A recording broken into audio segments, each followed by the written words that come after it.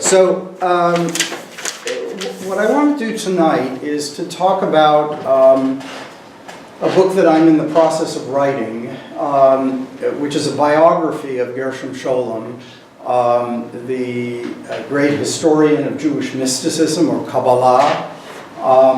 And Scholem was not only a historian who pioneered this new field of Jewish history, but he also became, in the last decades of his life, perhaps the premier spokesperson for Judaism from a secular point of view. So he was certainly one of the greatest Jewish thinkers of the 20th century, and I think is being recognized even more in that way.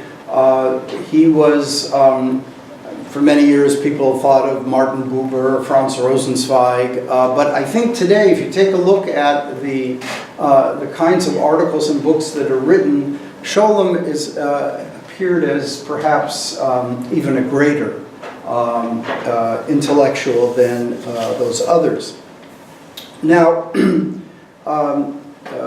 what was not said in the introduction, but I will tell you now, is that my first book, which was my doctoral dissertation, was on Gershom Scholem. And that I wrote in the 1970s. I wrote it when he was still alive. I was able to interview him several times. And the book, because he was still alive and a lot of biographical material was not available. For example, Scholem kept diaries that have been published in two very thick volumes in German. He wrote tens of thousands of letters, and most of them were not available at the time. So my book, when I wrote it then, was really a study of his thought. It was not primarily a biography. There is some biographical material in there where I was able to do that, but it's not primarily a biography. And I never actually thought I would come back and write another book about him, but then I was approached by the editor of this series at Yale University Press called Jewish Lives, and asked if I would think maybe about returning, so to say, to the scene of the crime. That is, to my first subject of my first book, and now write an actual biography because we have all of these materials available. And one of the things that I realized in doing this is that Scholem, as every person who writes memoir does, he reshaped his life to some degree when he wrote about it towards the end of his life. So he wrote two memoirs in the 1970s. One is a memoir of his friendship with Walter Benjamin, and the second is called From Berlin to Jerusalem, and it is a memoir of his years in his childhood, his university years, and then the first roughly half a year or so when he comes to Palestine in 1923. And I realized that I had accepted, to some degree on face value, things that he says in those memoirs. But that once we have the material that's available now to the biographer, we have to revise. And I will give two examples. Well, one of them, perhaps a little bit trivial, but still important. Scholem says in his memoir, From Berlin to Jerusalem, he says, I always hated Nietzsche. Nietzsche, I couldn't understand him. I had no relationship to him. I hated him. Well, if you go back and read the diaries, he says at one point in his diary that his goal is to write the Juden Zarathustra. So he wants to write a Zarathustra for the Jews. And so it's clear that this statement at the end of his life does not really reflect the reality of his youth. As I say, that's a small example. Another example, rather more important, I would say, for the biographer, is that Scholem leaves out of his memoir altogether a woman named Greta Brower. Now, who was Greta Brower? She was the sister of his childhood friend, Erich Brower, who became an ethnographer in Palestine in the 1920s and 30s, died young, 1942, and both the Erich Brower and his sister Greta were members of this Zionist group called the Young Jude that Scholem was in. And in 1917, he falls in love with Greta Brower. When we go back and look at the biographical material, at the diaries and the letters, we realize that this was a relationship of enormous importance to him. She rejects him, and this plays a very important role, actually, in his decision to leave Germany and go to Switzerland. He spends a very important 18 months or so in Switzerland, which is the period in which he decides to go and study Kabbalah. And his leaving, if you read the memoir, he says he's leaving because he wants to be near Walter Benjamin, and that's true. But he also wants to get away from this situation with Greta Brower, even though the whole emotions continue for quite a long time. He writes her a poem, which he then, when she rejects him, he turns around and sends it to a different young woman. It's clear that this relationship was so traumatic for him that he couldn't even mention her name in his memoir. Even though he mentions the names of many other people, including many other women that he had sort of romantic feelings for, but Greta Brower, not at all. She doesn't appear at all. It's almost as if she didn't exist. So those are two examples of where the biographical material changes the way we see him. Now you may say, well, what is it important to know about the romantic feelings or relationships of a great intellectual like Scholem? And I would argue that it is very important because, and this will be my thesis, my argument for this evening, that Scholem was not simply a kind of ivory tower intellectual who sat in his study and studied these old texts.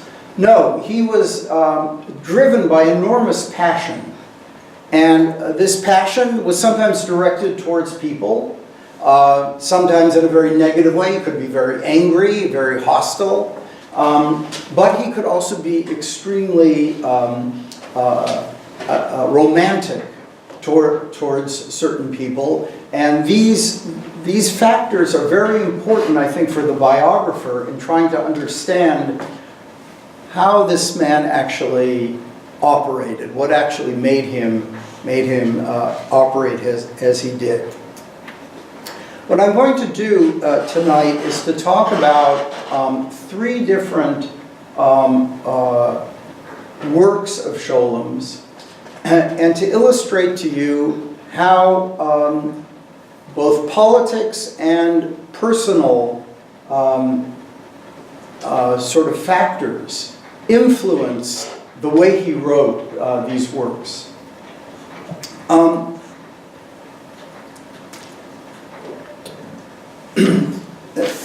The three works, one is not known. It appeared in German in 1928. The others are much better known. We'll get to them in just a moment.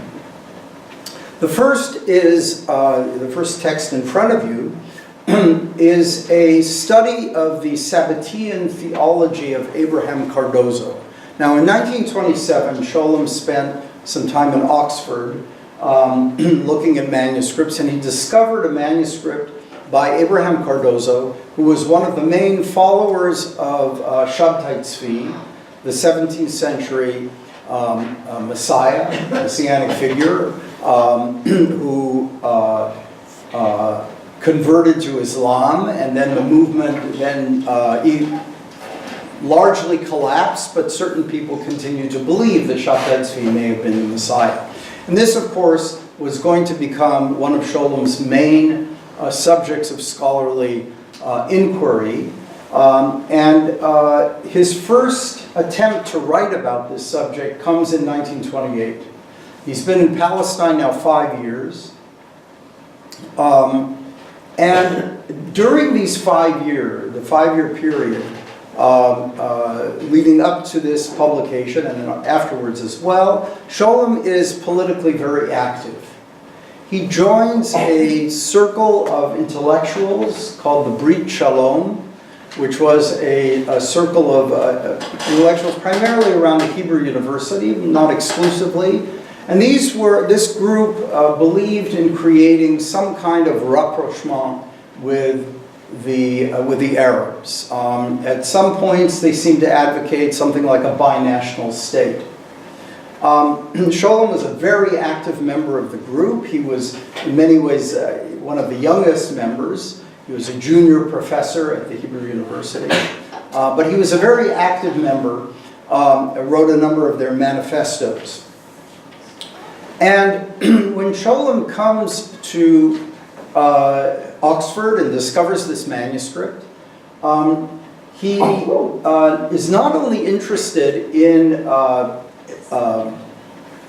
describing the theology of this Sabbatean Abraham Cardozo. Cardozo, by the way, had become he had become a Christian in Spain and then returned to Judaism. And he said of Shabtai Tzvi, who converted to Islam, he said, the Messiah must become a Marano just like me.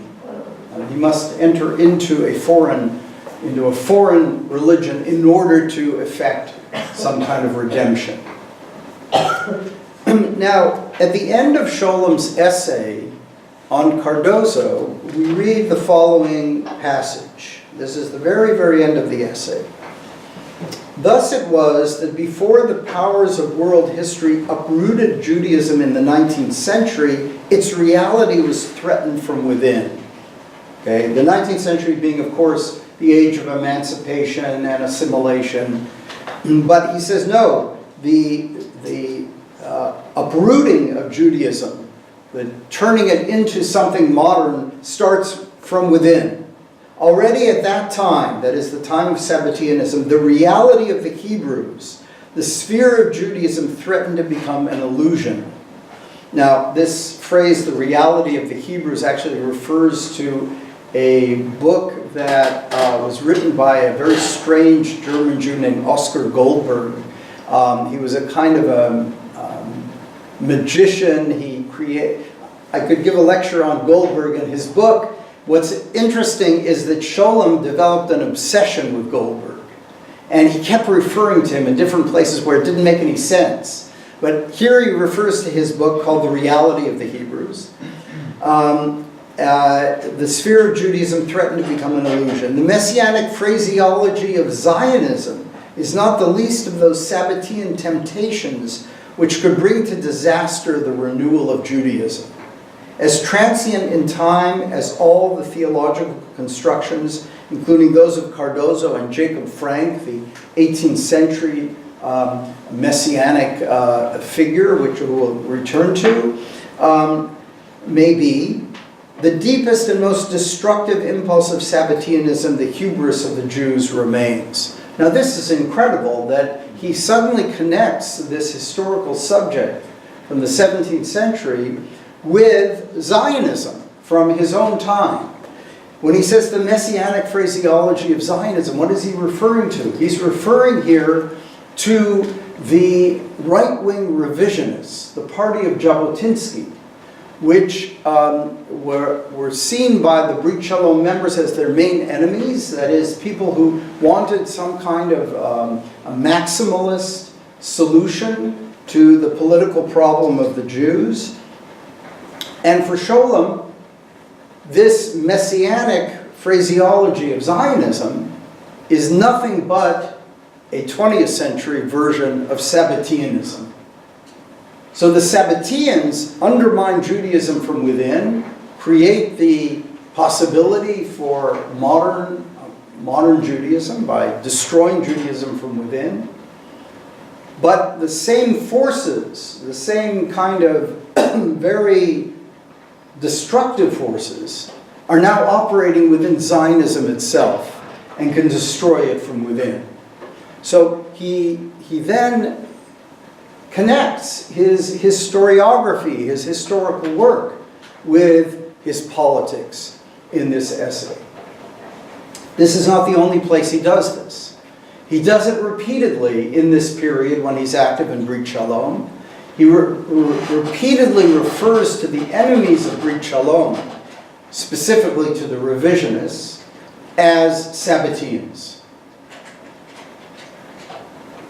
If we go to the end of Scholem's life, in 1980, I actually interviewed him for the New York Review of Books, and I asked him about the religious settlers in Israel and creating settlements in the West Bank, and what he thought of them. And he said without any hesitation, they are Latter-day Sabbateans. So what we have then is a historian who is not afraid to show that his historical subject has a certain relevance today. Now what we'll see is it becomes more complicated, because Scholem's relationship to Sabbateanism is not simply negative. From this quotation we would think, well, this is a very negative understanding of the Sabbateans. No, he has a tremendous attraction to them. They represent a dynamic force within Jewish history, a force that tries to effect the liberation of the Jews from rabbinic law. For him, this is positive, this desire for liberation. What is negative is when it becomes antinomian or nihilistic, when it destroys the law. And that's the point where it becomes dangerous, and yet at the same time, it is necessary. So this is one of the reasons why Scholem's historiography is very complicated. It's a kind of a dialectic between destruction and what he calls sometimes neutralization. These forces must be neutralized, otherwise they will be destructive. Now, let's move on to the second two texts, both of which come from an essay published in 1937 called in Hebrew, Mitzvah Haba'a Ba'avera, literally translated, the commandment which is fulfilled by its negation or by its transgression. Commandment fulfilled by its transgression.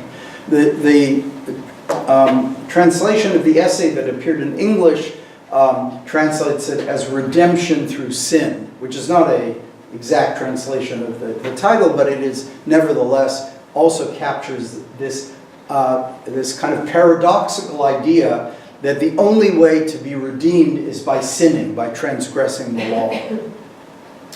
So let's take a look at these two passages. The first passage actually comes from the end of the essay. Even while still believers, in fact, precisely because they were believers, they, that is the Sabbateans, here he's referring, the essay, by the way, let me clarify here. The essay deals with what happens to the Sabbatean movement after Shabtai Tzvi converts to Islam. And he shows that there are most people abandon the faith in Shabtai Tzvi, but there are others who either say, well, the Messiah needed to become a Muslim in order to redeem the rest of us. Those are the so-called moderates. The more extreme or radical Sabbateans say, just as the Messiah converted, so we must convert. So we must violate the law. And so it's the radicals who he's particularly interested in, the ones who embrace a theology of antinomianism, in other words, against the law. So even while still believers, in fact, because they were believers, they had long been drawing closer to the spirit of Haskalah, that is Jewish enlightenment, all along, so that when the flame of their faith finally flickered out, they soon reappeared as leaders of Reform Judaism, secular intellectuals, or simply complete and indifferent skeptics. Those who survived the ruin were now open to any alternative or wind of change, and so their mad visions behind them, they turned their energies and hidden desires for a more positive life to assimilation and the Haskalah, two forces that accomplished without paradoxes, indeed without religion at all, what they, the members of the accursed sect, that's a phrase used by the opponents of the Sabbateans, Hakata Arura is in Hebrew, had earnestly striven for in a stormy contention with truth, carried on in the half-light of a faith pregnant with paradoxes. Now this is a brilliant translation done by one of the great translators from Hebrew to English, Hillel Halkin. But you can sense here something really interesting in Scholem's style. That is, this is not dry history writing. This is something in which he feels, he somehow entered into the spirit of these Sabbateans. He is in their minds, and he is trying to convey their very experience. And so we have this really remarkable rhetoric, I would say, that he adopts. He was a great writer in both German and Hebrew. But in this essay, he reaches for a kind of rhetorical register that goes beyond a lot of his other writing. And I want to try to figure out why this is.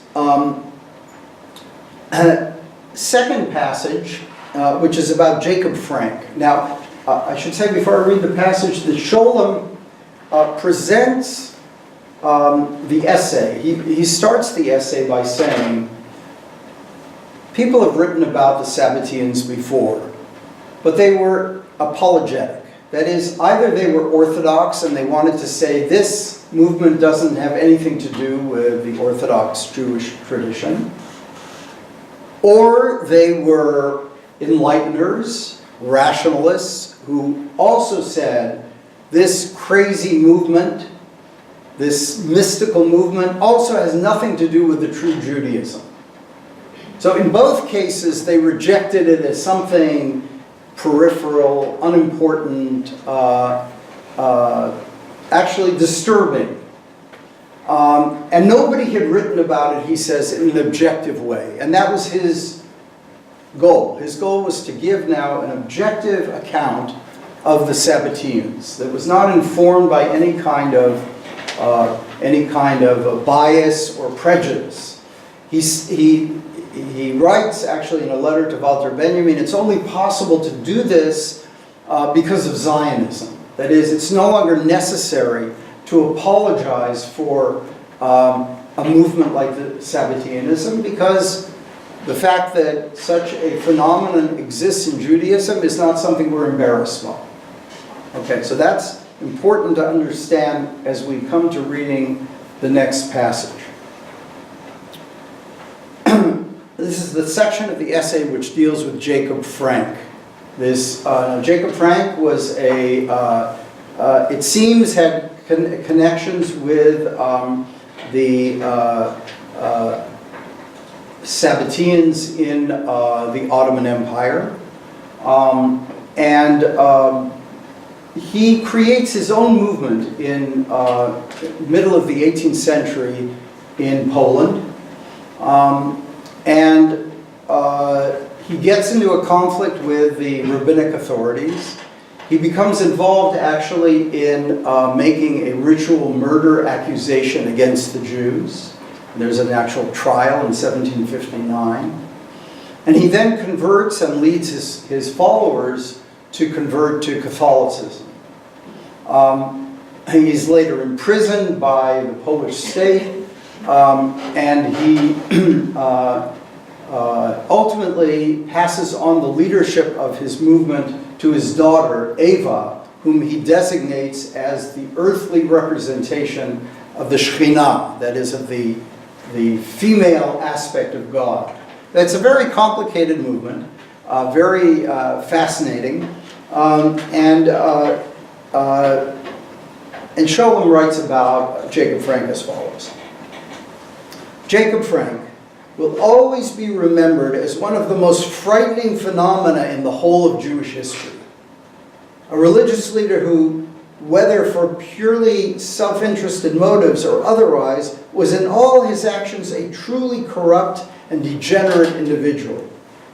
Indeed, it might be plausibly argued that in order to completely exhaust its seemingly endless potential for the contradictory and the unexpected, the Sabbatean movement was in need of just such a tyrant, a man who could snuff out its last inner lights and pervert whatever will to truth and goodness was still to be found in the maze-like ruins of the believers' souls.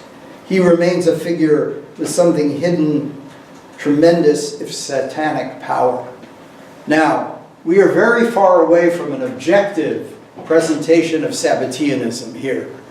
We are instead reading an all-out condemnation of Jacob Franc as a tyrant, as corrupt, as degenerate. And I think the question is, what is driving Scholem? Why does he suddenly change his tone and begin to write in such a, I would say even aggressive way about his subject? Now here's where I return to biography. Because before the biographical materials became available, one could say, well, this is Scholem, he's a master of a kind of rhetoric. He's able to write in this way, but why does he write about Franc in such a negative way? Well, actually I gave a version of this talk at the Scholem Library at the Hebrew University in January. And one of the people in the audience said, well, it's obvious why. Jacob Franc was truly a degenerate, immoral tyrant. That's not good enough. I don't think that's good enough. I think if we want to understand, we have to look a little bit at what is going on with Scholem during these years. He is writing this essay between 1934 and 1936. What I discovered is that in this period of time, there are two things going on in his life, or perhaps more than two, but two particularly important things going on. The first is the influx of thousands of Jews from Germany following Hitler's ascension to power. And this makes an enormous impression on Scholem. That is, a lot of these people are academics. There are no positions for them, of course. Scholem finds himself now, he becomes, in 1934, full professor. So he's having great academic success. And yet these friends are showing up. They can't find work. It's very difficult. And he begins to think about what is happening to the German Jews. And he writes an essay in 1934 about the expulsion of the Jews from Spain. And the essay, again, it's a historical essay, and yet it has a very strong contemporary focus. It's quite clear that for him, the expulsion of the Jews from Spain is a historical analogy which he is living through in his own time. That is the expulsion of the Jews from Germany. And he says at one point that it's even worse in the 1930s because in Spain there was no such thing as a national Spaniard. Whereas in Germany there were people who called themselves national Germans. That is, they didn't really want to identify as Jews, they wanted to identify as Germans, and they too were being thrown out. Now, his own brother, his oldest brother, defined himself as a national German. And he eventually leaves in 1938, goes to Australia. But for Scholem, this is a very personal thing. His brother, and also his, one of his other brothers, Werner Scholem, who was had been one of the leading Jewish communists in Germany, is imprisoned by the Gestapo, and ultimately in 1940 is murdered in Buchenwald. So Scholem is experiencing what's going on in Germany in a very personal way. And I think that when he writes about Franc as a tyrant, he's actually thinking a little bit about Hitler. That is, there's a sense in which a certain kind of leadership is extremely dangerous. So that's one aspect or one dimension of this essay, which I think may play a role. These are, one can't prove these things, but I have a sense that that is one of the reasons he calls Franc a tyrant, which is a strange word to use. The word he uses in Hebrew is aritz. And you can say a lot of things about Franc, but tyrant, that's not exactly a word you would think of. And that's why I think maybe this aspect of it, the political situation is playing a role. But there's a second dimension. The second dimension is that in these years, Scholem's first marriage is falling apart. He doesn't know it yet. But his first wife, Escha Burkhardt, whom he married in 1923, has been carrying on an affair with his neighbor and friend, Shmuel Hugo Bergman. Escha was Bergman's secretary. Bergman was first the head of the National Library, then the first rector of the Hebrew University. The Scholems and the Bergmans actually built a house together, so they were literally neighbors. Bergman gave Scholem his first job as Hebrew librarian, and later his first academic job as lecturer in Jewish philosophy. This affair was probably going on since the 1920s. We don't know exactly when it started. But meanwhile, Scholem himself evidently must have sensed something, or the relationship was not going so well, because he was carrying on, in his own mind anyway, relationships with two other women. One of them was his student, Fania Freud, a distant relation of Sigmund Freud, who came to Palestine in 1932 and enrolled in Scholem's seminar. You're not allowed to do this today, but in those days, you know, developing a relationship with your student was not that unexpected, except Scholem was married when this was happening.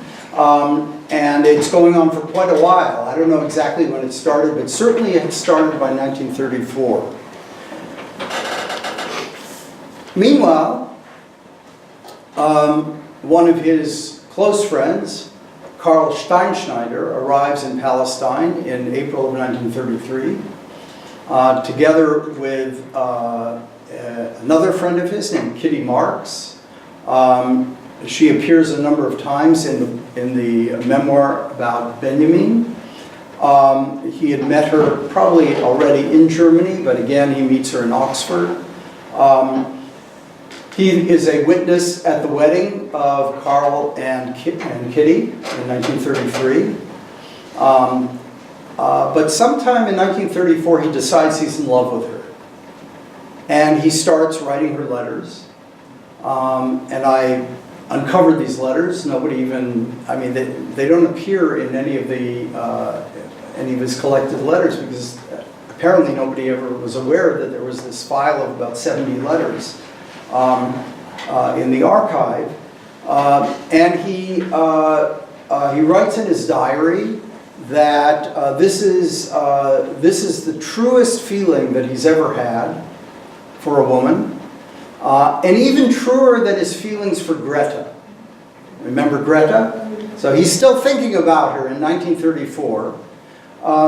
And he But Kitty, quite understandably, rejects his advances. She has, after all, been married now a year and a half. She's just had a child in the summer of 1934. But he retains some kind of strange, it's not clear what exactly he had in mind, some kind of ménage à trois. I mean, it was all in his own head. But he does say in November of 34 that Fania is returning from Poland. He must hide all of his letters to Kitty. So the impression one gets by looking at this very personal side is of a man in enormous emotional turmoil and confusion. He writes to Benjamin at one point, although he doesn't allude to these relationships, but he says he's struggling with the question of whether a sinner can also be good. I think he's talking about this situation with these two women. Now, in the spring of 1936, finally the situation with Esha comes to a head. He becomes aware of the fact that she has been carrying on an affair with Bergman, and they divorce. He then marries Fania in December of 1936. And after that, his emotional state seems to stabilize quite a bit. But in these critical years when he's writing Redemption Through Sin, those are exactly the years of great emotional turmoil. And I believe, again, I cannot prove this at all, but I believe that his fascination with Franc, but also his revulsion from Franc, has to do with questions of his own personal comportment, his own personal behavior. And then in some sense, he sees in Franc somebody he could become, somebody demonic he could become. And he must resist this with every power in his body. Now, let's move to the third essay. The third essay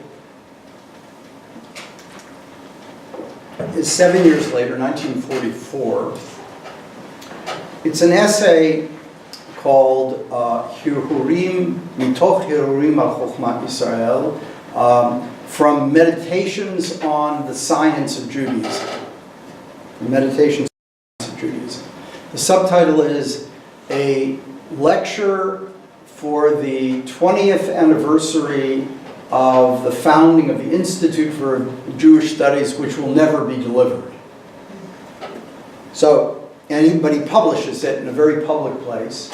Once again, there is a rhetorical brilliance, a rhetorical passion to the essay that we find in the previous one. It is an all-out attack, first of all, on the 19th century scholars of the Wissenschaft des Judentums, of the science of Judaism in Germany. But it is also an attack on his colleagues at the Hebrew University. In fact, it's even more an attack on them. So let's read the texts. So, their sin, the sin of the 19th century historians, was to remove the irrational stinger and banish the demonic enthusiasm from Jewish history. This was the decisive original sin.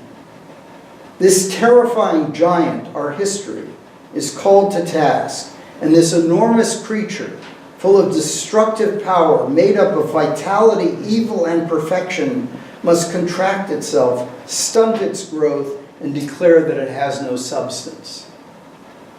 The demonic giant is nothing but a simple fool who fulfills the duties of a solid citizen, and every decent Jewish bourgeois could unashamedly bid him good day in the streets of the city, the immaculate city of the 19th century.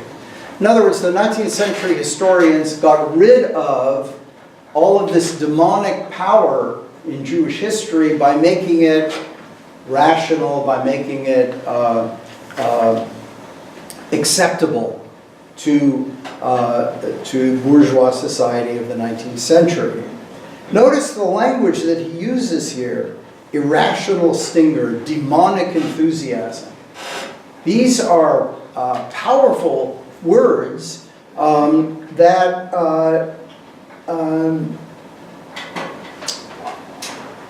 suggest, as he says, vitality, evil, and perfection. Very contradictory forces that could be destructive but also are perfect. Very, very complicated, even puzzling statement. But he also says that these 19th century historians had something of the demonic in them as well. The optimism famous in their opinions is a lie and a mask. There is something of the sitra achra. This is the Kabbalistic term for evil. I must confess that the figures of Zunz and Steinschneider, this is not the Steinschneider I mentioned before, but rather his grandfather. That is, Karl Steinschneider, by coincidence, was the grandson of Moritz Steinschneider, one of the primary scholars of the Wissenschaft des Judentums. So Zunz and Steinschneider, he says, have attracted me for a long time. They are truly demonic figures. Why are they demonic? Because their scholarship actually had a kind of destructive side that for Scholem has a positive function. So this is very confusing in a way. On the one hand, they were rationalists who tried to get rid of the demonic. On the other hand, they themselves were demonic. Now we come to his statement about his colleagues at the Hebrew University. We came to rebel, but we ended up continuing. All these plagues have now disguised themselves in nationalism. From the frying pan into the fire. After the emptiness of assimilation comes another, that of nationalist excess. We have cultivated nationalist sermons and rhetoric and science to take the place of religious sermons and rhetoric. In both cases, the real forces operating in our world, the genuine demonic, remains outside the picture we have created. Now, here you can hear echoes of the essay from 1928 on Cardozo. That is, that his colleagues have created a kind of nationalism, which is dangerous, and yet at the same time, the demonic is something he wants to rescue. He wants to discover. He wants to elevate. There's I would say, even a kind of internal contradiction in Scholem's thinking. Sabbateanism is dangerous. It can lead to this excessive nationalism in the modern period. And yet at the same time, that demonic force is necessary. And without it, everything becomes static, becomes lifeless. Now, once again, I want to talk just for a moment about what's going on with Scholem when he writes this essay. The period of the war was a period in which he experienced, I would say, a kind of depression. He refers to this repeatedly in both his diary and in letters, that he feels totally alone, that he feels he has no friends anymore. He doesn't want to talk to anybody on the street. When Artur Rupin, who was the founder of the Brit Shalom, one of the most important figures in the Zionist land settlement project in Palestine, he dies in the beginning of 1943, and Scholem says, I envy him. I envy him. In other words, he's saying he doesn't even want to live anymore. There's a kind of a real depression going on. At the same time, he is engaged now in, or he's supposed to be engaged in writing a big book on Sabbateanism. This book was commissioned by Biale Katznelson, who was one of the foremost figures in the cultural life of the Zionist Yishuv. Katznelson had created in these years a printing house called Am Oved, still exists. And he asked Scholem, he heard Scholem lecture on Sabbateanism, he said, "You must write me a book on this." And Scholem agreed to do that. Exactly what happens in these years around that book is a little bit mysterious. There is an introduction that he writes, and then, according to his widow, after his death, he lost the introduction. And because he lost the introduction, he couldn't write the book. I don't believe that story, because this is not a guy who lost anything. And furthermore, he could have rewritten the introduction easily enough.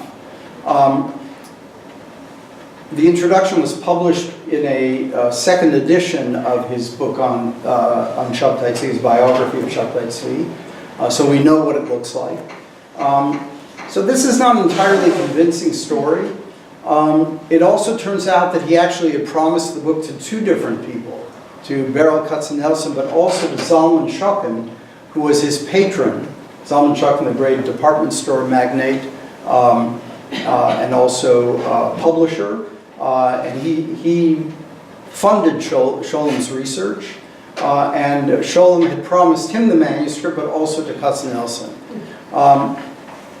It appears that he gave it to Shuken because just very recently a researcher in Jerusalem found the manuscript. It hasn't yet even been analyzed. But in any case, the book on Shabtai Tzvi does not appear until 1957. So there is a sense I get from Scholem of great personal difficulty. By the way, I should have said this, that why was he experiencing depression? Well, we don't know, but two of the people who were closest to him die in 1940. His brother Werner, who was murdered in July of 1940, and then in September of 1940, Walter Benjamin commits suicide while trying to go to Spain. His relationship to Benjamin, something I deal with in the book in great detail because it's very important. I mean, there's no question in my mind that Scholem was in love with Benjamin. At least in the early years when he was a student.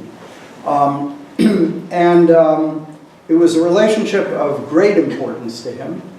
And he, oddly, does not react very strongly to Benjamin's death. He's in correspondence with the philosopher Theodor Adorno.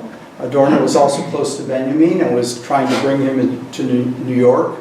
And Adorno is torn up by Benjamin's death, and he keeps writing, why did he have to do it? It wasn't necessary, and so on. And Scholem's response was actually rather cold.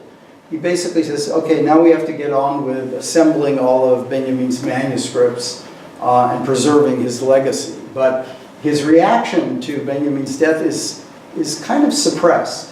I think that probably the deaths of these two people who were very important to him play some role in his emotional state during the war years. And then when he says the genuine demonic remains outside the picture we have created, he's talking about himself.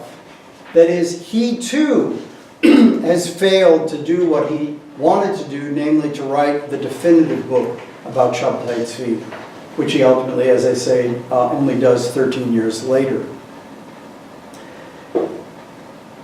And so we need to understand this essay as both an attack on his colleagues and also a kind of personal confession, in which the demonic for Scholem is always something absolutely necessary in history, especially in Jewish history, but it is also something extraordinarily dangerous. And again, I make a speculative sort of a leap here and say that when he speaks of the demonic in history, he may be also thinking of the Holocaust.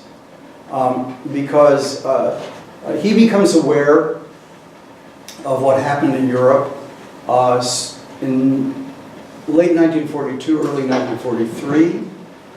He is asked by his colleagues at the university to sign a kind of a declaration of some kind of public statement.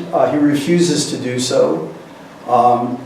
His attitude towards what happens in Germany is very, very complicated, and he rarely expresses himself directly about it. So here too, I think, the question of the demonic in history is something that he is struggling with. So let me just conclude then that I think when writing the biography of an intellectual,